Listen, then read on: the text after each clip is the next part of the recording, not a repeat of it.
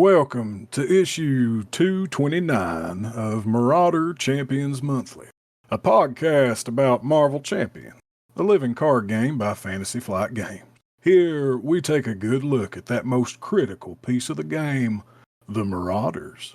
We'll discuss those poorly understood fellas, unfairly labeled villains, and their various plans to shape mutant kind and benefit the planet, as well as those so-called heroes intent on thwarting them. I'm one of your hosts, Josh, and with me tonight is Steve. Hi, Josh. How's it going? Doing well, brother. Thanks for having me. And also with us is Daniel. Welcome back, sir. Good to have you in the lair again. Always a pleasure, boys. Always a pleasure. Sorry for cutting you off, Steve. Oh, it's all right. I don't even remember what I was going to say now. So something about me being devilishly handsome and eloquent, I'm sure. I don't think that was it, but we'll go with that. Yeah. That's actually what I was going to say, Josh. Oh. Great minds think alike, brother. Absolutely. Well, folks out there will recognize the great mind, Josh, from the Hills Have Nerds. He's back joining us on this special issue. Josh, thanks for coming back. And during our MCM, you're now an official member of the MCM podcast. Fantastic. Yep. I can die happy. I haven't, those guys over there, they haven't really argued with us much. So I think it's ours now, Daniel. Basically. So, yeah. Just lay stake to that. Other than that, Daniel, what's on your mind tonight? Oh, a couple things. So have you guys seen Inside Out 2 yet? Yes. So if I sound a little congested, it's just that I've been weeping for the last 90 minutes. So I have not, but we have a when's this episode coming out? I watched this movie weeks from now. 6 weeks ago? Yeah. So, weeks from now. 6 weeks ago tonight. If folks haven't figured out, we record quite a bit ahead. Yeah. Yeah. So. Well, we do too, and we just recorded a media catch-up thing, and it's coming out next month. It's June. It's beginning of July, coming out in August. And and Aaron, one of the boys on the podcast, had talked about he saw Inside Out 2 and said it moved him. I have not watched it yet. My kids are a little old. It's great. It's great. My 16-year-old wanted to go.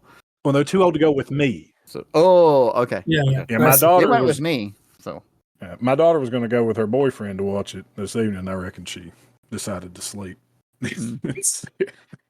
Teenagers. Yeah. We did family movie nights. Their wife and 2 daughters, and the oldest daughter and I were crying the whole time, and my wife and youngest were just watching the movie. Did it move you? Oh, totally. The first one did too. So, but that's not all that's on my mind, Steve. Oh, good. We have a Patreon thank you. Now, This is a thank you to Henry K. Now, you know that name, Steve. Why do you know that name? He sent in the intro and outro for issue 226. That's right. Now, I'm sure we thanked him then for all that, but we didn't really give him anything to do around the lair. So right. You took a little bit longer than you normally do, Steve, to figure it out. But I like what you came up with. Henry, you're going to be a card sleever. That we need you to sleeve our card collections, because Mike's got one, you've got one, I got one, and not just for Marvel Champions. Josh has one, and anyone who leaves them around. You see cards, you sleeve them. Not just for Marvel Champions, all of our games. Not just once. No, because we want to change colors and the art on these sleeves like weekly, right? I mean, we get bored with the same old. So that means, Henry, every week you'll need to sleeve, unsleeve, re-sleeve, me-sleeve, B-sleeve, G-sleeve our collections over and over again until the end of time. So thanks, Henry. I hope you enjoy that. It can be meditative after a couple, months of it. So you're going to be great. Yeah, I mean, the paper cuts and the blood eventually, you've developed calluses and things. It'll be fine. Builds character, son. Builds character. That's it. Builds character. Mm-hmm. Well, thank you, Henry. Yep, thank you. I just got a new Smash Up expansion. This could not come at a better time. It's new sleeves. Yep. Yeah. Well, okay. So other than playing games and watching movies and having Josh on, we got stuff we got to talk about tonight. Okay. We are deep still in the middle of our MCM, right? Our Marauders are still going strong. And tonight we have a special Marauder Champions Monthly issue because we are going to do a secret dossier. But wait, Steve, those are about heroes. Oh, well, so-called heroes. Yeah, and we're going to do tonight's all about Gambit because we know that Gambit is a Marauder, was a Marauder, had something to do with Marauders. And Josh is going to fill us all in on Gambit's history with Marauders, and then we'll take a look at Gambit's cards and that sort of thing. So, all right, okay. Oh, the floor is yours. Absolutely, Mona me. Let me get into this. That's my best Cajun there. As you can tell, it's flawless. I've been practicing in front of a mirror, much to my wife's displeasure. So Gambit. So I didn't. In this, guys, I figured everybody knows about the Ragin Cajun, right? Everybody's seen Gambit. He charged a card. He throwed a card. You know, he's got that kind of raw sexual energy that exudes about him that we all see and try to deny. Yep. Okay. Yep. But what I've done here is I just want to focus on a little bit of the villainous side of Gambit. You know, he was a Marauder, right? It's Marauders. We're Marauders Champions Monthly. That's what we want to talk about. He seems a little morally wiggly. He is. He's quite wiggly. He's a swivelly feller, Daniel. Let's hear about it, man. So just as a small bit of background, what surprised me, and I've loved Gambit. I kind of grew up seeing Gambit on the old shows and the old cartoon and all that. But Gambit was just introduced in 1990 in Uncanny X-Men number 266. So he's relatively young as far as comics go. And he was kidnapped from the hospital he was born in and raised in the LeBeau Clan Thieves Guild. Gambit's name is Remy Etienne LeBeau. And so he just starts off as a villain, right? He's a thief. Yeah. Yeah. Immediately run around with thieves. As a teenager, Gambit gets hired by Mr. Sinister. Remy does. Under the guise of one Dr. Nathaniel Essex. And I believe this was before, the Sinister we know and love came about as a result of, Apocalypse doing his thing on him. Okay. But Nathaniel Essex hired the young Gambit, commissioned the Thieves Guild, who then sent young Gambit, to take back his stolen diaries from the Weapon X program. Well, Gambit had a little bit of, do-gooder in him, I guess. Ugh. And so he found them, but he was like, no, these are too dangerous for Essex to have, and so he burned them up. Whoa. And then when he came, he just destroyed all these diaries. And think of the wonderful mutants and malfeasance that Sinister could have got into had he just, brought all his stuff back. And what could have been, right? We lament together. But so Gambit came back empty-handed, made up a story. They wasn't able to retrieve them. And the guild was disappointed. He was kind of on rocky ground for a little bit. And, Essex was disappointed. But to make up for it, they decided, well, we're going to marry off Remy to Belladonna. The head assassin decided he's going to marry Gambit off to his granddaughter. But Gambit's got that little bit of villainous streak in him. And so Belladonna Boudreaux, that's some kind of French, something I'm not that. We know Belladonna. We got cards for Belladonna. Yep.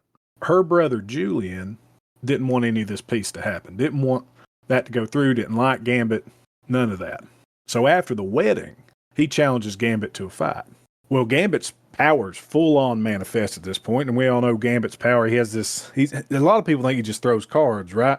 Now he has this power to kinetically energize. Just put this kinetic energy into things, and then throw those. His preferred unit of tossing is the playing card. But he kills Julian.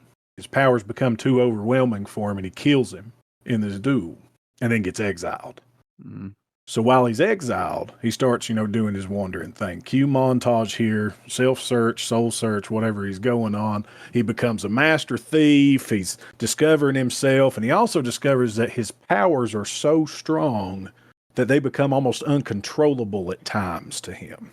And so he gets desperate, and he seeks out a man by the name of Nathaniel Essex, who is now Mr. Sinister. Okay, all right. And Mr. Sinister then removes a portion of Gambit's brainstem. That's not how the Force works. Which dulls his energy. Yeah, that's how science works. Hold on, I'm explaining medical science. Got it. Okay. Hold on. Listen, now keep your eyes peeled, kids. We're all learning something today. We are. So he removed a portion of his brainstem, which dulled his energy generating abilities, but still left him, considerably powerful. And means he's not, just going to explode at a moment's notice. And we'll get back to that stuff in a second. But in return, Mr. Sinister then tasked Gambit with carrying out some tasks for him. One of which, and this is the final one he would do for Sinister, involved gathering up some mercenaries that Sinister then began to call the Marauders. This is Gambit's foray into the Marauders. So Gambit gathers, some people up. He gets Sabretooth, Riptide, Blockbuster, a bunch of other names that we recognize, and he heads down, and Sinister sends him off into the New York sewers for like a reconnaissance kind of mission. What he explained to Gambit wasn't really what it was. The true nature of the plan, which he had then told to Arclight, Harpoon, Vertigo, and one of them, Scalp Hunter, and all sorts of evil names, to go in Dasher and Dancer and Donner and Prancer and Vixen and Cupid and Vertigo Sneezy, and all that. Doc and yep. All the Marauders. Well, they were going down there to slaughter Morlocks. We hadn't told Gambit, because Gambit had, he's got a little bit of that hero in him, right? We're trying to get that out of the way. But, maybe Sinister should have maneuvered around in there and got some of that out when he was pulling out pieces of his brainstem to fix him. Because, again, that's how medical science works. That's not how the Force works. Yeah, if you're going to take some out, take out the hero, too. Come on. Mess around with that medulla oblongata while you're in. Wow.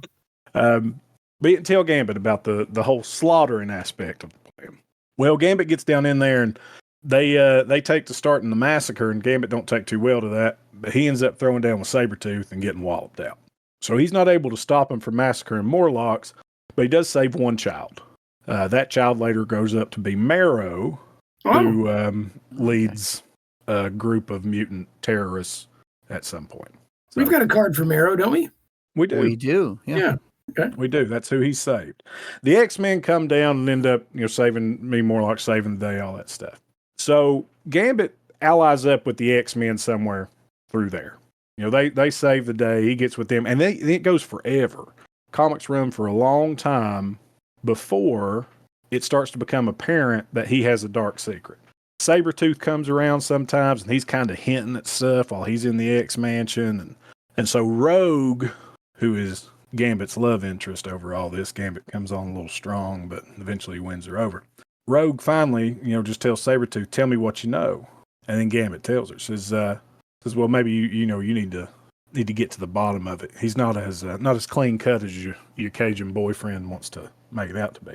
Well, then Magneto, disguised as Eric the Red at this point, brings Gambit on trial to try to figure out what's going on. Well, Gambit's not having any of it. He's shut down. He's not saying anything. And so Rogue kisses him. And when she kisses him, it pulls all of his, she gets all of that kind of rush of history and all his powers. And what Rogue does is she basically pulls the essence out of somebody. And turns out that he had gathered information on the Morlocks. He assembled the Marauders. Now, they did find out that Sinister didn't tell Gambit about it. And they found out that Gambit did save Marrow. But Gambit was still responsible for putting the Marauders together and causing all that undue stress to those poor little sewer-dwelling Morlocks. Mm. So this discussed the X-Men. And like before, just like from the Thieves Guild, Gambit gets exiled. Only this time, and for some reason, I don't know why, but they exiled him to Antarctica. Because, I get, if you're going to exile somebody, buddy, that's the spot to go. Yeah. You absolutely positively have to exile the hell out of someone. You send them to Antarctica. It seems logical. So were they already in Antarctica? And they're like, okay, you gotta stay here.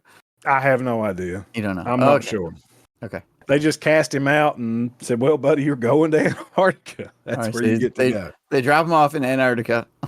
And he's probably not dressed for the weather with his little trench coat and stuff. So nice. Some things happen and yada, yada, yada, and different writers and different storylines and all this stuff. But eventually, Gambit comes. So while he's in Antarctica, he comes across these ruins, right? And so these ruins are of like Magneto's old citadel type deal. Because apparently, I'm assuming that's why they transferred him to Antarctica, because Magneto had a citadel there. Okay. Like that. And he ends up absorbing the essence of the psionic essence of this dead mutant, Mary Purcell. Okay. And that helps him survive a little bit longer in Antarctica. And he ends up in the Savage Lands. We just got some Savage Lands set, right? Yeah. So we're on all that stuff. A hidden jungle nestled right in the middle of Antarctica because, again, this is how things work. Now, Magneto has a citadel in the Savage Lands, but this is a different one that's outside the Savage Lands? Or maybe it's the same one? No. From what I could glean, and maybe there's something that happens in between, but he goes to Antarctica, finds Magneto's citadel in the Savage Lands because the Savage Lands are in Antarctica. They're in yeah. Okay. Yeah. Yep. Yeah. Yeah. Keep up now. Anybody playing the home game, write that down in your book. All right. So he gets there, and he absorbs a ghost because why not? Yeah, of course. Yeah. And then he meets this enigmatic being by the name of the New Sun. That's S-U-N, the New Sun. And so in exchange for passage back to America, Gambit, who just can't seem to learn a lesson if you smack him in the mouth with it, agrees to do some tasks for this guy. And so he ends up kind of developing his powers over this period, right? Well, at some point, that New Sun turns out that that's Gambit. That is an alternate universe Gambit. So Gambit has his own kind of Cable Strife relationship type deal almost. Oh, cool. Where the New Sun is an alternate universe version of Gambit who destroyed his entire Earth and everyone on it, incinerated them because he essentially went supernova. Oh, I like this that Gambit. Energy. Okay. Yeah, see, here's another evil version of Gambit. Yeah, I like this guy. Okay. Only it's kind of like a gray area of evil because what the New Sun's doing is he's traveling universe to universe trying to fix his problem. And what he keeps finding is that these different universes versions of Gambit have all done the same thing he did, but died as a result. And so now he's on this one. And he's like, hey, this guy hasn't destroyed the Earth. I'm going to kill him. So I'm going to go kill myself to save the planet. It's this kind of gray area villain thing. I mean, obviously they paint him as a villain. You know, he's trying to better humanity, right? They all do. Yeah, you got to go back and stop the bad guy from doing this bad guy stuff before he does it. Yeah, trying to shape mutant kind and benefit the planet, right? Benefit the planet, yeah. I mean, if you take out the guy who's going to blow up the planet, you're just doing a good deed for the planet. So he ends up revealing his true identity as an alternate universe Gambit, and he organizes this like assassination game type deal for a bunch of people to go kill Gambit, or go kill the 616 Gambit. Because the New Sun is the 9917 Gambit or whatever. Have you Google it if you don't know what it is. Sure, he's a different number. Yeah, he's a different universe. But during that confrontation, Gambit, our world's Gambit, goes nuclear on the New Sun and obliterates him. But what it does is it's kind of this fulfilling prophecy because it burns out his power. All that extra power he had kind of gained back up, burn it out. Kind of let him wear that stuff out. So then, all of that goes on, and Gambit gets welcomed back in the X-Men. Sinister at one point. No, I'm getting ahead of myself. So he gets welcomed back in the X-Men, and then this thing happens called the House of M. Yeah, we've got that up before. We've talked about it a little bit, vaguely. Yep.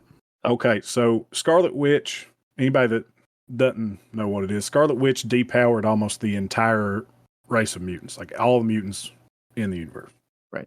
That was the No More Mutants line. Yeah, and there's like 198 that are left, and no new ones have been born in forever, and Hope Summers is involved with Cable, right? Like, yeah, okay. So then, and again, like Gambit he gets drawn to villainous stuff. Like he's like a fire, like a moth to flame for some of this stuff. So Apocalypse. You were about to say a dog to a fire hydrant, but go on.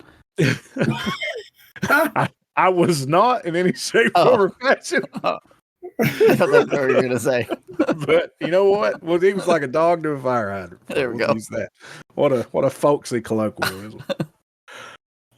But so after House of M, Apocalypse returns, and he has this plan to restore mutant kind in the aftermath of Scarlet Witch's deal there. But Gambit and a few other mutants kind of get this idea that, okay, if he's really going to help mutant kind, we want to make sure. So if you decide, if Apocalypse decides to turn on the X-Men, we want to be there. So they, talk to Apocalypse and they say, listen, we're going to be your horsemen. So they kind of volunteer as being his horsemen to carry out this plan. It's Gambit and Sunfire and Polaris and a couple others, or one other. So Gambit ends up undergoing this, and Sinister's back, of course, because why wouldn't Sinister be back? So he fixes Gambit's brainstem and is going to turn him into the Horseman of Death. So he ends up not being able to fully handle that change. And it kind of splits his personality just like it did with Angel when Angel was Death. And so he has Gambit, and then he has, he's got Remy LeBeau, and then he's got the Horseman of Death. And his skin gets all dark and ashen, and he's got this kind of stringy white hair and, the Mad Max, like sex dungeon spike leather outfit stuff they got going on. And his kinetic charging abilities now become this death charge that degrades living matter and disintegrates people. He can corrupt his enemies, which he ends up doing to North Star and Dazzler. And because why not, he can spew toxic gases and has like psychic resistance when he's taken over by the Horseman of Death identity. So again, like Gambit yearns to be a villain. He truly does. He constantly is putting himself into situations. He smirks like one all the time. As the children yearn for the mines, Gambit yearns to be a villain. Okay. Yeah. So I think I like Gambit a little bit more. He's there's more. We're not done yet. We're not done. We just got a little bit more. Okay, now so he and the other horsemen end up trying to kill the X-Men, and they get beat up. And as usual, he ends up on the run again as Death. However, he gets approached not long after that by guess who again? Mr. Sinister, with a possible cure for the dark side in him. Why would he do that? Hold on. And then in exchange for Sinister's help, he starts to work for him. And deja vu, mon ami, he leads the Marauders again. Ooh. And it all cycles back into Gambit he's a Marauder again. This is okay. The Sinister cut out the rest of his brainstem, turns him into a Marauder. I don't know, but I believe that's what's happening currently in the Excalibur run. Is Gambit has circled all the way back around to being a Marauder again. Wow, it's like destiny. I told you it's getting good. It Tarantino'd itself right back to the beginning, right back where we started. Awesome, that was good. Jeez. Okay. Yeah, I think this is a good character to talk about from Secret Dossier. I love the his trip down villainous lane. Yeah. When I first started looking, I was like, man, there's not going to really be anything about this. And then I started looking, I was like, oh man, this just Ouroboros itself right on. It goes all the way back around. All right, cool. Nice. Yeah, it's neat, man. Gambit's pretty cool if it went for all that hero stuff he did. Right. Yeah. If we can get rid of that part. So. Yeah. Yeah. Well, Well, Josh, thanks for the history lesson on Gambit. That should raise him in the esteem of some of our listeners. And we're going to look at some cards now. Shall we do that, gentlemen? Mr. Gambit himself? I would love to. Yeah, we don't need to talk about every single one of his hero cards, but let's talk about Gambit, how he works. We'll pick some of our favorite cards or key cards. Then we're going to talk about a couple decks that we've made or that we've been playing, and we'll go from there. Daniel, do you want to talk about Gambit's hero and alter ego card for us? Really? Me? Yeah, you. Well, why not? I'd be delighted. All right. Well, the alter ego is Remy LeBeau. He has a 3 recovery, a mutant thief traded gentleman with the thief extraordinaire action. It is a thwart action. Is he the only thwart action alter ego in the world? Yes. It's got to be, right? Yeah. Now there's a Black Widow's event card that is an alter ego thwart action, but it's not. Sure. It's not her. But it's not her. Is She-Hulk's alter ego thing not a thwart? Or is it just a remove one threat? It's not. Hers is a prevent one threat. It's just to prevent. There's a Oh, but prevent. it's not called thwart. I don't think it's a I thwart. don't think so. Well, anyway, you can do something with Remy in Alter Ego. Thief Extraordinaire, you exhaust Remy LeBeau and look at the top 2 cards of the encounter deck. Discard one of those cards. Remove threat from a scheme equal to the number of boost icons on that card. Hand size 6, 9 hit points. That's pretty cool. It is neat. It's That's unique really cool. enough to make it an interesting deck building options where you're going to maybe stay in Alter Ego and you can handle the threat that's going on. Yeah. Yeah, because we'll see that he does other things in Alter Ego that most people require heroism for. Yeah, All right, go ahead. I was going to say, he's breaking the rules. He's breaking the law. He's not quite a hero. So he's like doing thiefy stuff. It's good. It's a good theme. Yep. And he remains a thief on his hero side, gentlemen. He is Gambit. 1 thwart, 2 attack, 3 defense, thief and X-Men traded. He has the action Charge de Car, where you place 1 charge counter here. You can do that once per round with that action, it should be noted. And then he also has Throw de Car, which is an interrupt. When you play an attack event, remove up to 3 charge counters from here. That event deals +1 damage for each counter removed. It's so good. He's so good in aggression. He's just so ridiculously good.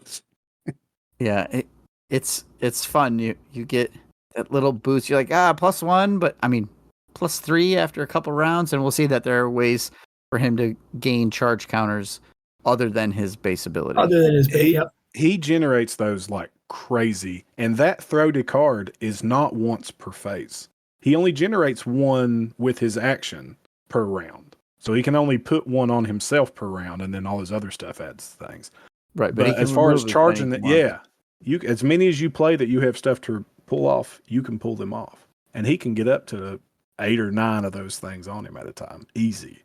Let's talk about some of the cards that we can use those tokens for. Josh, you want to give us a couple of his events that use the charge counters? Yeah, he's got 2 great ones. It's a Charge Card and Royal Flush. So Charge Card is a 2-cost event. It's an attack, superpower. Hero action, attack. Deal 4 damage to an enemy. For this attack, if Gambit's Throw de Card ability removed at least 1 counter, you gain ranged. 2 counters, you gain piercing. 3 counters, it also gains overkill. So that's a 7 damage attack with ranged, piercing, and overkill for 2. That's good. And then Royal Flush, which is beautiful, is a 3-cost event. Attack, superpower, so these tie in with Death Focus. Hero action, attack. Place 1 charge counter on Gambit, so he gains 1 charge counter just for playing that card. And then it's worded a little funky, right? So it says deal 0 damage to an enemy. Deal 0 damage to an enemy. Deal 0 damage to an enemy. Oh, that's weird. Which, if to the keen listener, will realize if Gambit uses his throaty card ability, and with all the rules that we've had lately, you increasing an attack by 1 increases all instances of damage that attack does. That then can potentially be 3 damage, 3 damage, 3 damage in 3 separate instances, but under a single. So if you hit 1 thing with retaliate, you're only taking retaliate once. It's amazing. Too strong. Sorry, go ahead.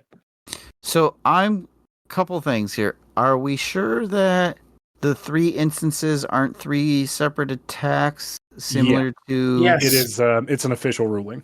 Okay. Yep. Okay.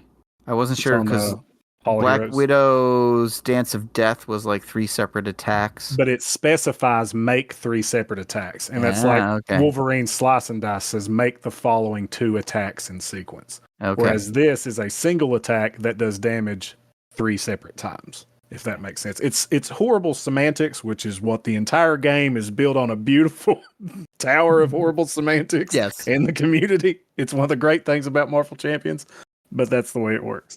Now, the other thing on this card that I believe the official ruling is you have to pay, because his throw to card ability is an interrupt. When you play the card, you have to pay for your charge counters. So the charge counter you're getting from Royal Flush can't be used to spend on Royal Flush. Oh, really? Yeah. And that also, I feel... Sorry, go ahead. No, that one I'm fairly confident was the ruling on that one. Yeah. Because you have to pay for all of the effects first, which is removing the charge counters from Gambit, and then you start taking the action, and you're like, okay, I'm going to put one on it, but it's too late because you already paid for it, kind of thing. Yeah, that's the ruling. I firmly, and I will die on this hill, that is not the intended way that card's supposed to work. I agree. You're supposed to be able to do 1, 1, and 1 at least. I feel like they worded it like that with the intent of that card working, like Daniel just said. However, based on all the different rules corners they've backed themselves into,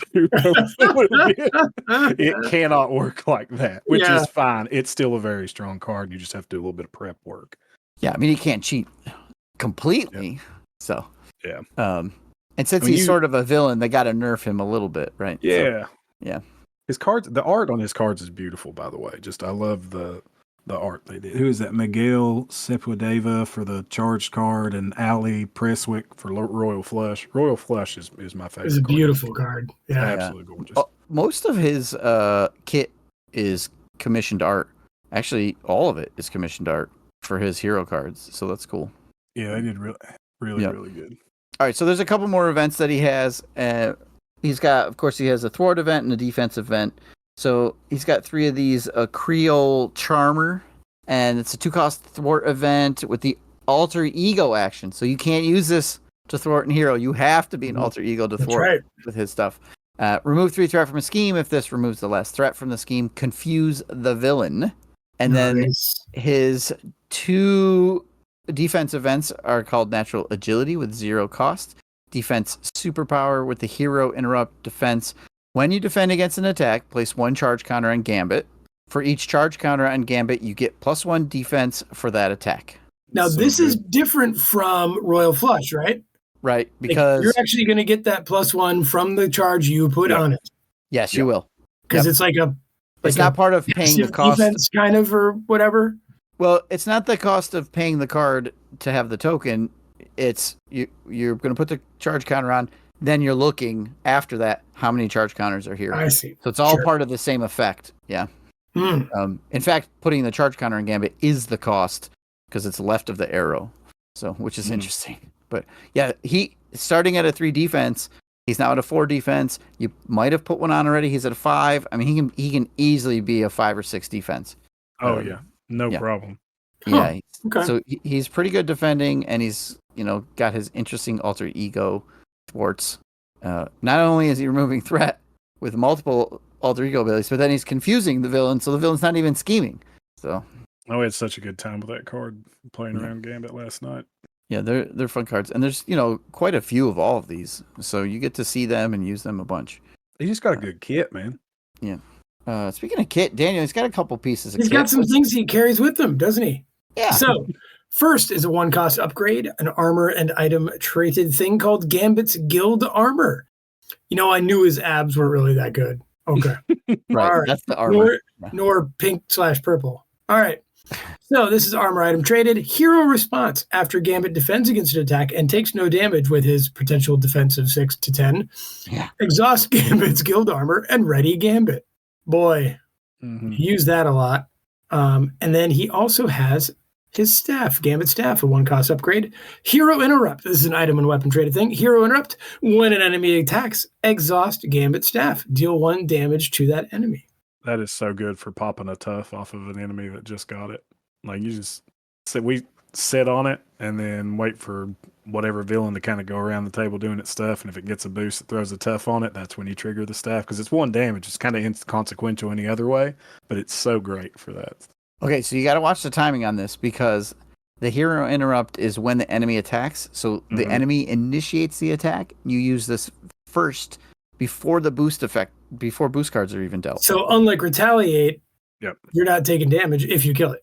The situation I was taking, Steve, is if the enemy got tough from a boost as the result of the previous attack to the next one they go to, you can just immediately that next attack Gambit staff. There it goes. Right. He's really good against, say, like a Blockbuster, the Marauder, who you choose, right? You're putting out, like, that's when he attacks. So there's the forced interrupt happens, which you put the tough out, then the hero interrupt happens, so you can knock the tough off. Yeah, so there's some interesting stuff there. So good with it. And then and he already got a high defense, so maybe you're playing him in protection. You can just ping the villain to death by 1,000 paper Poke him cuts. to death. Yeah. Yeah. All right. Yeah. He's got some support staff out there, doesn't he? What's he got? He does. So he gets support from the Thieves Guild. 1 cost, unique support, guild traded. Alter ego response. After you resolve your Thief Extraordinaire ability, exhaust the Thieves Guild and remove 1 threat from a scheme. If this removes the last threat from that scheme, draw 1 card. So this adds another threat removal to Thieves Guild and potentially gives you card draw from that. So good. And then he's got his signature ally, his mon frere, mon ami, girlfriend, whatever the hell the word for girlfriend is in that. Wouldn't be my brother. Mon frere is mon friend, my friend, right? No, that's my brother. Is that my brother? All right. Yeah, mon ami. My love. It's, My love. It's sa petite copain. Ouais, copine. Yeah, there you go. There you go. His petite du jour. Sa copine. All right. What do we got? Who It's tells Rogue. It's Rogue.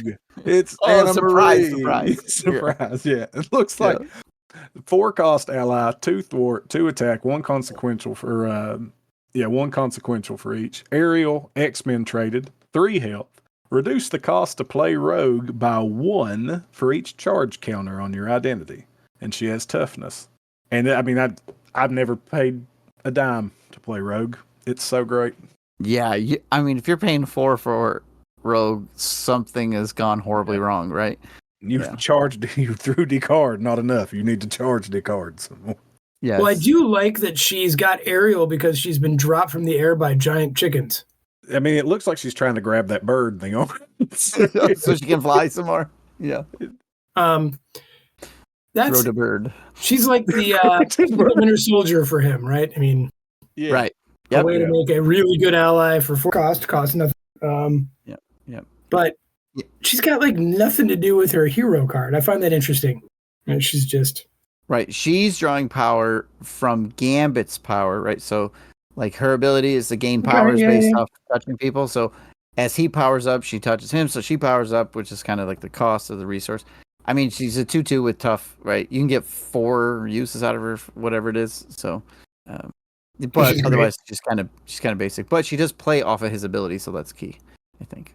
I have paid 1 or 2 resources for her because I just but needed still. an ally. That's me too, because she was in my opening hand. Right. Oh, You yeah. can only get a couple out. Yeah. Yeah. All right. Well, Gambit needs a couple. He needs to accelerate his molecular power, and he's got 2 resource cards to do that called Molecular Acceleration. And this is a double resource card, so it has an energy and a fist resource on it. So it's paying for 2 at once, which is pretty cool. But has the hero interrupt. When you spend this card, put 1 charge counter on Gambit, which is so cool. Steve, So- if I use this to pay for Rogue, does it discount with that charge counter? No. Oh boy. Are you sure? But when you spend this card, You place the charge. So that's You happening spend at all the at the same same time. time. you spend everything at once. You have to spend everything at once. So Yeah, you're but paying. you spend it and at the same time the charge counter goes on, doesn't it? You can't spend less before you would. If that makes sense. Yeah, I don't know. That's a good question. I don't know if they ruled on it or not. Because you're paying for everything simultaneously. You're paying for that simultaneously. So say you had 2 charge counters on you. She costs 2. You play that 1 molecular acceleration. Then you would be paying. You discarding cards to pay for her at the same time as you are, getting that trigger. So it doesn't matter. Even if it does discount her, you're still discarding it. Right. So it may discount. She may cost 3 and you discard molecular acceleration and 1 other resource. But you're doing both of those at the same time, and then you get the benefit of molecular acceleration, which reduces her cost, but you've still discarded those 2 to pay for her. Does that make sense? Yeah, but it's unsatisfying. I completely agree, but... Yeah. Yeah, it's another one of the tricky timing questions. So Now, I do think that it would give you you would be able to use the counter from it for throw decard on Royal Flush, because you're spending it. That gets that in, then you play the card, and the interrupt on throw card is when you play. So you're spending your resources prior to playing it, that generates upon spending, then you have that counter from. And they're both interrupts. They're both hero interrupts. So you That can makes choose no the sense. order. Yeah. Maybe. Yeah, I'm not 100. Spending takes place before playing. That I'm like 99.9% positive. Yeah. It's one of those things where, like you said, like maybe the intention or. Yeah. I mean, you can play the game. You're going to play. Play the game. Yeah. Yeah. So if you want to do it that way. No one's coming to your house to arrest no you. one's coming to your house, right. Yeah. Marauders might show up. Yeah, the Marauders might show up, but other than that. Okay. Funny so stuff. That's a good kit. Yeah, it's fun. I don't think it's overpowered. Like I've definitely lost games playing with Gambit. Mm-hmm. And then I've also had games where it's just like you crush because everything just sort of hits just right. That seems thematically right. You know? So what we did is we each want to highlight a deck either that we made or that we've been playing. Who wants to go first? Well, let me go first because I have a problem with Gambit. Okay. Okay, so, and I think that there are other heroes like this, but he has a hero ability that is somewhat prescriptive in how you might build an aggression deck for him. Right? So, like, if you look on, Marvel CDB, like, there's a lot of aggression decks there. But, they're similar in that they're just him in 100 attack events, which makes sense, and it should be, I suppose, right? But, like, I think he's much more... Say it again? It's him and Hone Technique and Warrior Skill. 3 best friends ever. Around together. And it's probably a lot more interesting and fun to build for him in the other 3 aspects. Because and I've only seen him played. I've never played him until I built this deck and tried it out on Octagon. But like I did a campaign with Andy playing Gambit, and he spent a lot of time in Alter Ego, and that's kind of where he has some strength. But there are no Alter Ego things you can do in aggression, so it kind of confines you. So I'm like, well, I want to, and you know me, Steve. I'm going to want to make a deck that really doesn't work very well. Good. Like it's not an optimized thing. So I'm like, well, how about Gambit becomes a guy with a bunch of allies who do the work while he's kind of in Alter Ego, but it's also about taking care of minions because I wanted to be thematic with the Marauders. Okay. So I built a deck all about minion hunting and a bunch of allies that do stuff when they come into play, affecting like the whole board, right? So that's what I was thinking about. So when you Josh said those cards like Hone Technique and I did not put them in because that made it more about him. And I wanted it to be more about what happens when you kill a bunch of minions with him. So I've got like old chestnuts, like chase them down. Remember that one? Mm-hmm. Into the fray, which is about beating a minion, and then that goes to more threat because like he's going to be the one doing the thwarting in a solo game. He'll do all the thwarting while his friends kill things. Melee, of course, because it's multiple enemies, 1 by 1, things like that, where it's just like can hit a lot of people at once. Interesting cards in the deck. Yarnborn, I like, just because it also can spread damage around. That's the other thing I was thinking about, like, how can he hurt multiple people? I was trying to think about his Royal Flush card that hurts multiple people. So I built this and then played an Octagon. I would set it up to be like, making counter decks that have 20 minions in them and just see how. And then a bunch of X-Men allies that when they come into play do stuff. Okay. So like Beak, or when they use their powers, it does something to random people like Legion and Dust. Marrow's in there, comes into play, hurts people, that kind of thing. That's thematic that Marrow's in there. Yeah. So Shadowcat, like just allies. So it's 8 allies. Oh, it's also a 50 card deck because I don't care. And it's like, 8 allies, 27 events because you got to play events. But not many of them are ones that get added to by his thing. other than like Fusillade. I love Fusillade, and he starts with like he has a weapon, like his main thing, his staff is a weapon. And 1 by 1 I thought was cool. Could do that too. Surprise attack. Now I think surprise attack works, right? When you change form, you deal. Yeah, it's an attack event. I mean, 1 by 1's really good with him because you're powering it. You every one of those counters you spend is adding 1 to each of those instances of damage in 1. Yeah, so that's true also with melee, right? Melee. You do 6 to an enemy and 6 to another. So yeah.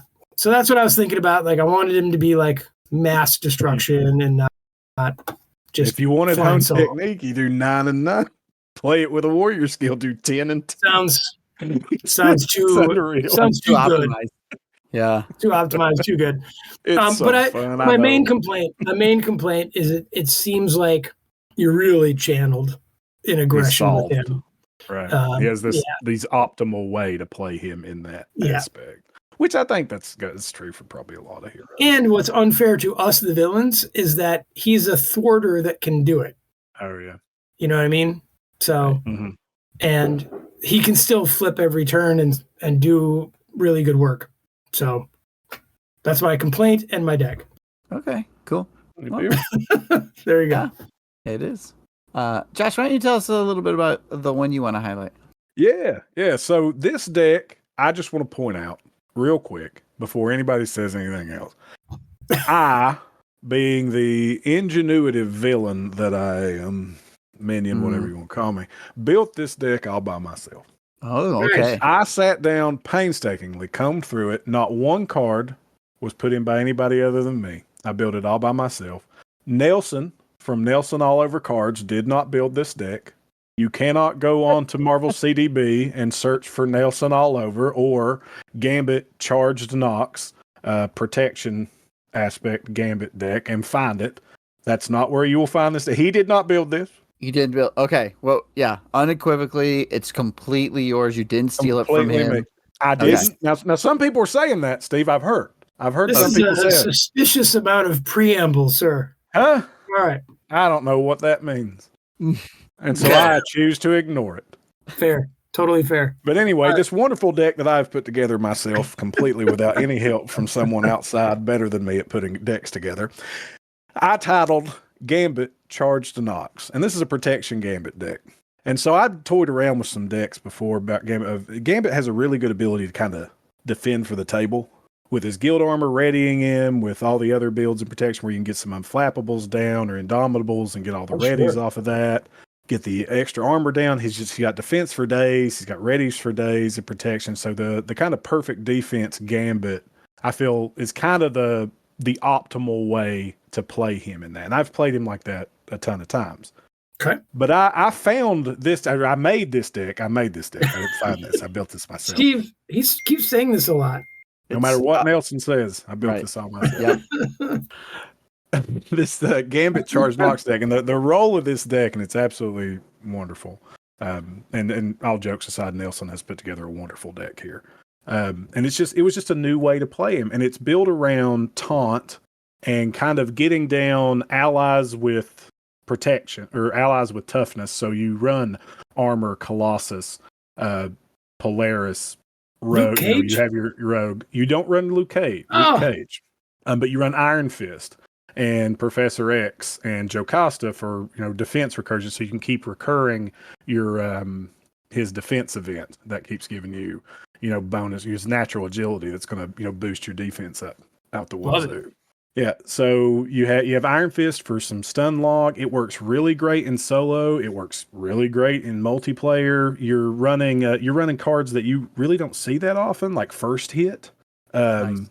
You're running First Hit in that because that combos really well with Gambit's throw to card. So you can take out a fairly chunky minion. You can take out a 5 health minion on its activation. Going through there, you can smack the villain for 5. 1 cost for 5. Yeah, 1 for 5 is great. Yeah. 1 for 5 with first. You're running Hard Knocks to try to get those extra toughs on Gambit. And you can still defend for the table. It's got 2 force field generators in there because you're running taunt. So you're running tackle as well. So with Iron Fist and tackle and all your toughs, you're dealing out these stuns or you're throwing tough on yourself and then you're playing taunt and then you're drawing cards. We're running player side schemes for established perimeter to put out more toughs all over the place. You know, it is cool. It's really fun. I loved it. Had a blast playing it. We played it a few times last night because I just wanted trying to put something different together. And I saw this deck and I was like, maybe I'll steal that. And yeah, it was great. Nelson did an awesome job because I was going to tweak a little bit and try to put my own flair on it. And I couldn't figure out anything to do to it. It was perfect. It was great. Yeah, I like the use of the hard knocks. So if you don't know hard knocks, because you I love that card. This card in forever, right? It costs 3. It's an attack, deal 4 damage to an enemy, and if the enemy's defeated, your hero gets a tough status card. So that can be 7 damage. So Daniel, the whole take out an ally kind of thing, or even defeat stage 1 of a villain. 7 damage is a lot. Yeah, and then you get a hero. Yeah, you get a tough card. So that's pretty cool. And then multiplayer. That's a nice star card in my Spider-Woman deck, Steve. Yeah, that I brought to I remember that. Yep. Yeah, 3 for 7 and a tough is good value, man. That's really good value. Yeah, it's fun to play other stuff too. Mm-hmm. What were you saying, Daniel? Oh, I think I said it. He shouted over you. I shouted over you. Yeah, sorry. Hard Knocks is a great card. I love it a lot. It's real overcosted if you don't defeat an enemy with it. Oh, yeah. Yeah, that's true. It's not great. Pro tip, don't play it against a 9 health enemy. Yeah. Now, I used it a couple times last night just in hey, we're trying to pump as much damage as we can. It's still 3 for 7. You know what I mean? Right, With yeah, Gambit, if you can get the tokens. Stuff. Yeah. All right, so we have a third deck, and this one's mine. This is Gambit and his team, because we're talking Marauders. So this is a leadership deck where he assembles his new Marauders. Basically, I copied Daniel, and I'm going to have my allies doing a lot of the work for me. A villainous thing to do. I think this deck may be even less optimal than Daniel's. Wow, I love it already. I'm playing it. Although it is only 41 cards. So, what's the point? Right, what is the point? Just 9 cards you didn't use. All right. Well, because I want to be able to get to my allies. I want to get to my allies. Well, Nelson's deck, my deck, that was 42 cards.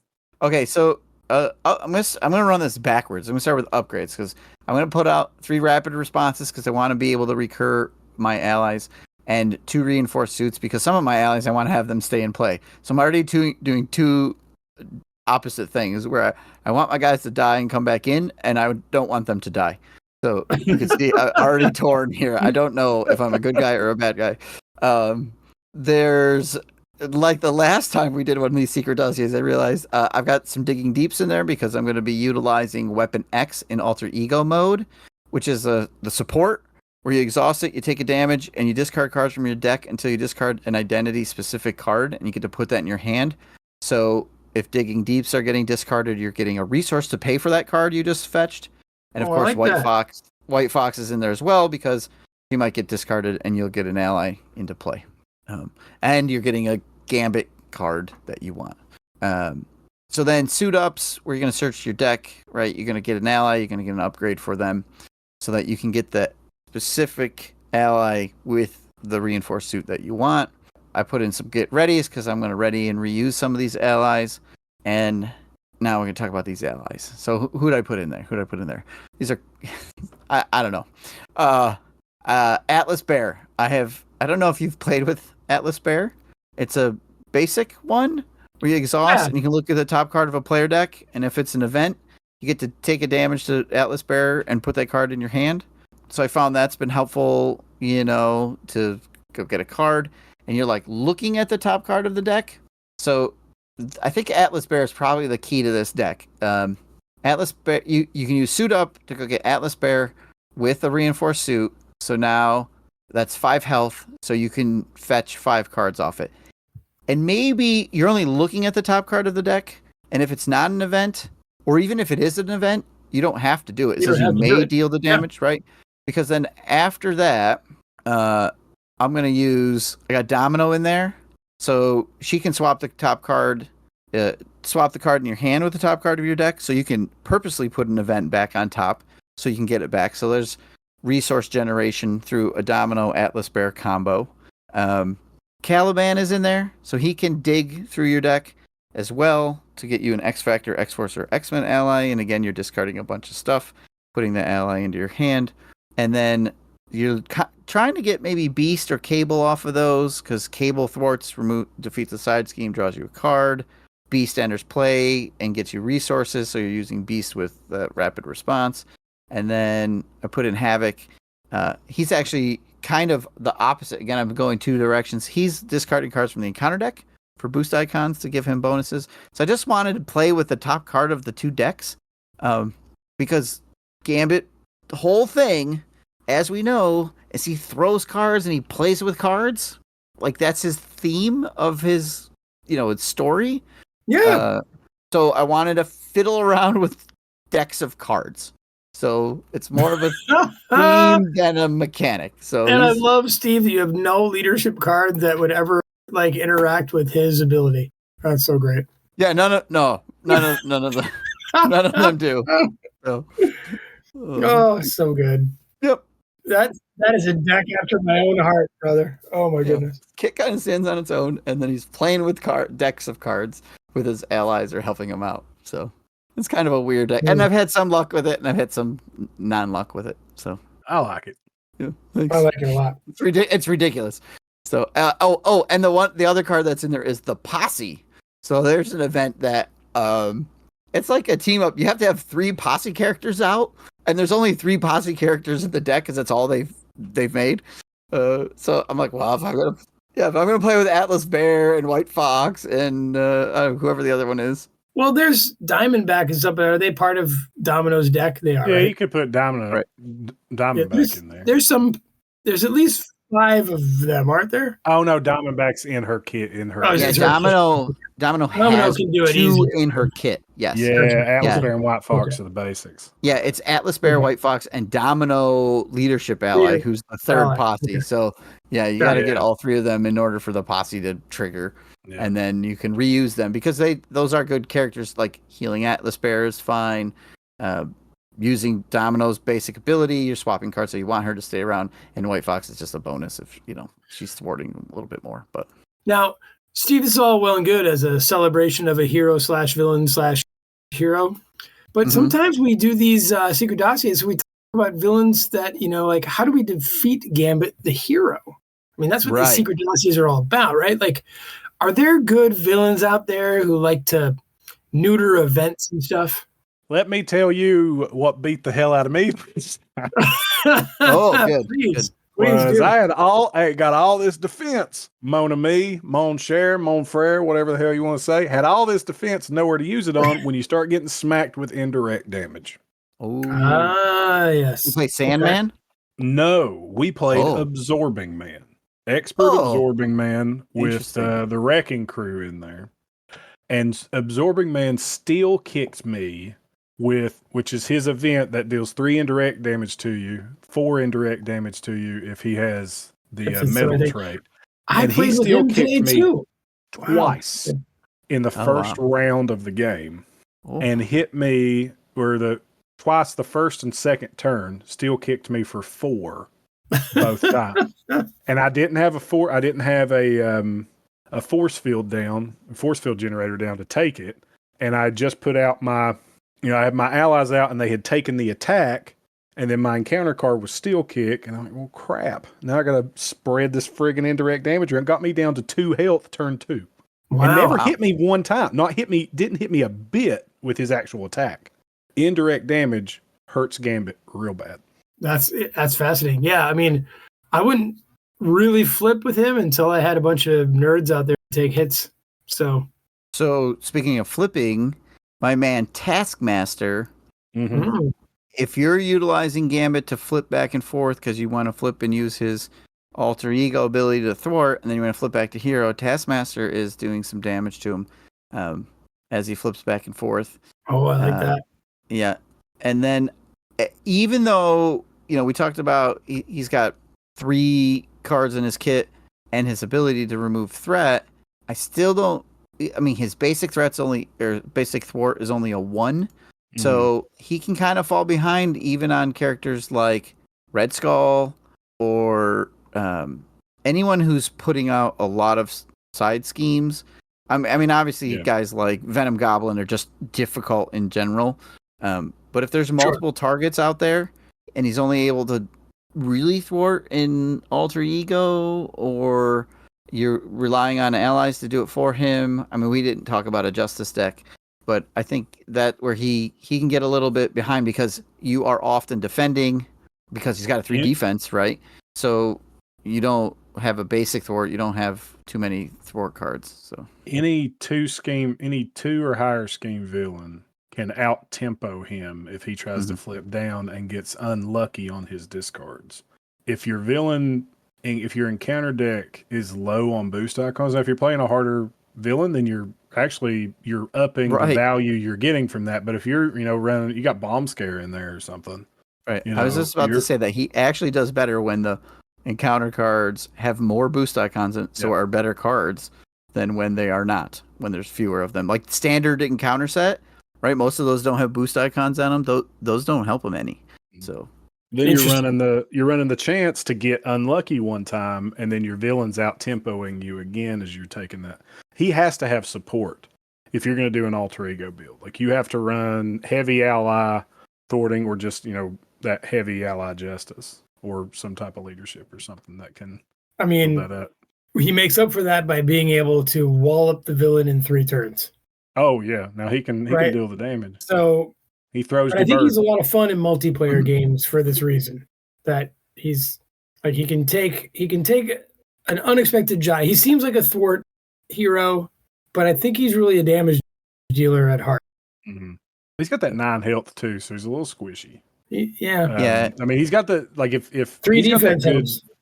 Yeah, he's got good defense, but if something gets through that, like I said, that indirect damage from encounter cards or minions or whatever have you, like that can really do some work on him. Yeah, and Daniel, you had mentioned like, are there villains that target your events and things like that? And not really.